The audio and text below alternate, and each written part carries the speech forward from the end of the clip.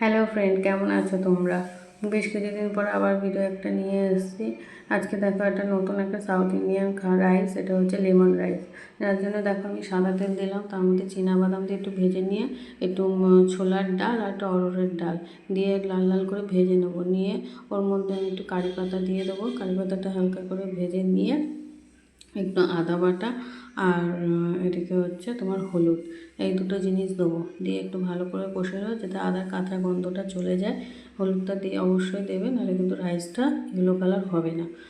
একটু লঙ্কার গুঁড়ো দেওয়া যায় যদি মনে করো একটু ঝাল, টেস্টটা একটু ঝাল ঝাল হবে, কিন্তু আমি দিইনি। তারপরে তোমার একটু এই দেখো আদা বাটাটা দিলাম, দিয়ে এটা তোমার ভালো করে একটু কষিয়ে নিতে হবে যাতে তোমার ইয়েটা চলে যায়, আদার একটা কাঁচা গন্ধ চলে যায়। তারপরে তোমার রাইসটা ঢেলে দিতে হবে, একটু ভালো করে ভেজে নেবে, তাহলে ভালো হবে জিনিসটা। তাহলে ওই যে বাদাম ছোলা অরহরের ডাল একটু বেশ কড়কড়া ভাব থাকলে মুখে যখন পড়বে ভাতটা, রাইসটা মুখে কামড়ানোর সাথে সাথে হেভি টেস্ট লাগে। তারপর সাদা রাইসটা আগে করে একটু সলায় নামিয়ে রাখলে ঝুরঝুরেও থাকবে ভাতটা। নামিয়ে দিয়ে ভালো করে এটাকে নাড়াচাড়া করতে হবে। ভালো করে নাড়াচাড়া করে নিয়ে তুমি করবে, তুমি একটু পাতিলেবুর রস দিয়ে দেবে, নইলে লেবুর ফ্লেভারটা আসবে না।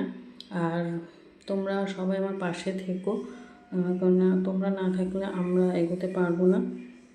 আর তোমাদের সাপোর্ট ছাড়া আমরা এগোতেও পারি না এক ফোঁটাও। দেখো রাইসটা ইয়েলো কালার এসে গেছে। এবার এর মধ্যে একটু চিনি দিয়ে দেবো, চিনি আর হচ্ছে তোমার পাতিলেবুর রস দিয়ে নাড়াচাড়া করে লাস্টে সার্ভের আগে আমি ধনেপাতা দিলাম, দিয়ে একটু নাড়াচাড়া করে স্ট্যান্ডে একটু ঢাকা দিয়ে রেখে দেবে। দিয়ে যে কোনো কিছুর সাথে তোমরা এটা খেতে পারো। আর আমি এটা চিকেন কোরমা দিয়ে খেয়েছিলাম, দারুণ টেস্টি হয়েছিল।